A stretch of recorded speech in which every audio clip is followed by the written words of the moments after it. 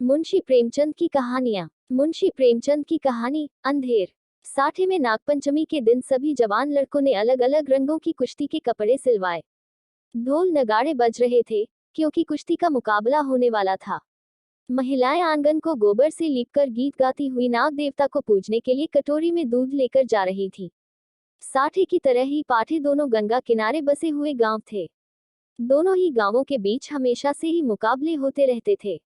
साठे के लोगों को गर्व था कि उन्होंने कभी पाठे वालों को सिर उठाने नहीं दिया। ठीक इसी तरह पाठे वालों को इस बात का घमंड था कि उन्होंने कभी साठे वालों को किसी मुकाबले में जीतने नहीं दिया।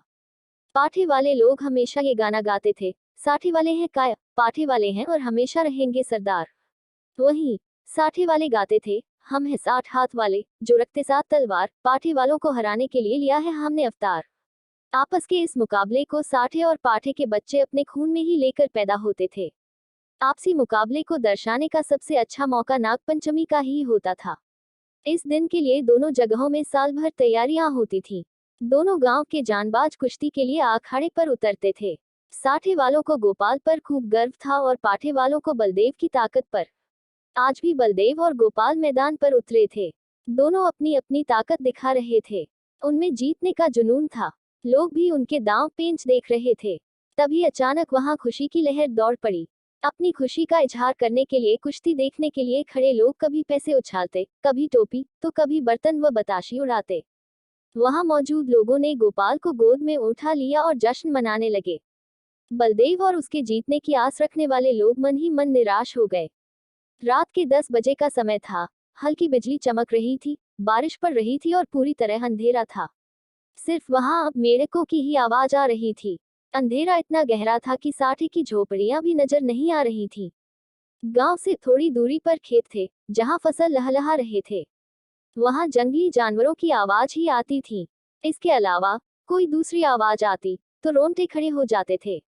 उस अंधेरे में आग की लपटें ही सहारा होती थी। उस लहलहाते खेत की रखवाली करने का जिम्मा हर रात को किसी न किसी का होता था। अब किसानों का गांव था तो खेती बाड़ी की चिंता तो करना तो बनता था। इस रात खेती की देखरेख करने का जिम्मा गोपाल का ही था। चारों तरफ काली अंधेरी रात थी। वो खेतों के आसपास ही था, लेकिन नींद बहुत तेज आ रही थी। वो किसी तरह से अपनी नींद को भगाने की कोशिश कर रहा था। इसी कोशिश में कुछ देर बाद गोपाल हल्की आवाज में गाने लगा। तभी गोपाल को पांव की आहटें सुनाई दी। कान लगाकर गोपाल इन आहटों को सुनने लगा और अब उसकी नींद भी गायब हो गई थी। वो डंडा हाथ में लेकर इधर उधर देख रहा था। तभी उसके सिर पर किसी ने जोर से लाठी मार दी। वो नीचे गिरा और रात भर वही बेहोश पड़ा रहा। बेहोशी की हालत में भी उस पर कई बार वार किए गए। उस पर वार करने वालों को लगा कि वो मर गया है, लेकिन ऐसा नहीं था। हमला करने वाले पाठे के लोग थे, जिन्होंने अंधेरे में अपनी हार का इस तरह से बदला लिया था। गोपाल न तो पढ़ा लिखा था और न ही तेज दिमाग वाला।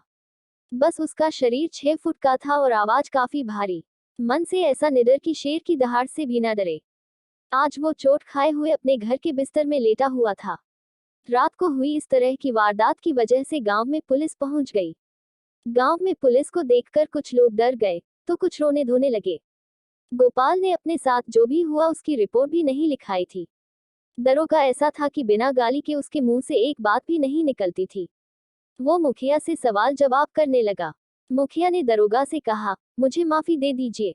दरोगा ने पूछा कि अगर मुझे इसी तरह से तुम्हें माफ करना होता तो मैं यहाँ क्यों आता। मुखिया चुपचाप गोपाल की पत्नी गौरा के पास पहुंचा। उसने कहा कि यह पुलिस वाला काफी बेकार है, पैसों के बिना बात ही नहीं करता था। उसे 50 रुपये चाहिए। मैंने उसे बहुत मनाने की कोशिश की, लेकिन वो किसी की एक नहीं सुनता। गौरा ने मुखिया से कहा कि पैसे की क्या बात है, बस हमारे पति की जान बच जाए। जान से बढ़कर और कुछ नहीं होता। आज के लिए ही तो कमाया था। गोपाल इन सभी बातों को खाट पर लेटे लेटे सुन रहा था। उसने कहा कि जब किसी ने कोई गलती ही नहीं की तो 50 रुपये क्यों देना। उसे एक पैसा भी नहीं दिया जाना चाहिए। ये बात सुनकर मुखिया का चेहरा पीला पड़ गया। वो बोले, धीरे कहो इन बातों को, अगर दरोगा ने सुन लिया तो परेशानी बढ़ जाएगी। गोपाल ने जवाब दिया, एक कौड़ी उसे नहीं दी जाएगी। देखता हूँ कि मेरी बातें सुनकर कौन मुझे फांसी पर चढ़ाता है। तभी गौरा ने मजाक में कहा कि ठीक है, आपसे मैं पैसे मांगूं तो बिल्कुल भी मत देना। इतना कहने के बाद गौरा अंदर गई और एक पोटली में पैसे लेकर आई। फिर मुखिया को पैसा दे दिया। यह सब देखकर गोपाल को बहुत गुस्सा आया और मुखिया पैसे लेकर तुरंत भाग गया। मुखिया पैसे लेकर बाहर आया। दरोगा भी वहीं मौजूद था। उसने गोपाल की बातें सुन ली थी। उसके मन में हो रहा था कि गोपाल पैसे दे दे। अब 50 रुपये बाहर आते आते 25 हो गए थे। मुखिया ने 25 रुपये दरोगा को दिए और चला गया। मुखिया ने गोपाल को शुक्रिया कहा। पूरे गांव वालों के सामने मुसीबत टालने का सेहरा मुखिया ने अपने सिर पर लिया और उसकी प्रतिष्ठा बढ़ गई। उधर गोपाल ने गौरा पर गुस्सा किया। अब गांव में सत्यनारायण की कथा हुई। देवी देवताओं की पूजा अर्चना होने लगी। आखिर गांव से मुसीबत चुटल गई थी। सभी लोग मिलकर सत्यनारायण की कथा सुनने लगे। गोपाल भी चादर ओढ़कर कथा सुनने लगा। वहां गांव के कई प्रतिष्ठित लोग भी मौजूद थे। पटवारी ने गोपाल से कहा कि सत्यनारायण की वजह से ही तुम पर किस तरह की आंच नहीं आई। गोपाल ने अंगड़ाई लेते हुए कहा कि सत्यनारायण की महिमा का तो नहीं पता, लेकिन यह अंधेर जरूर है।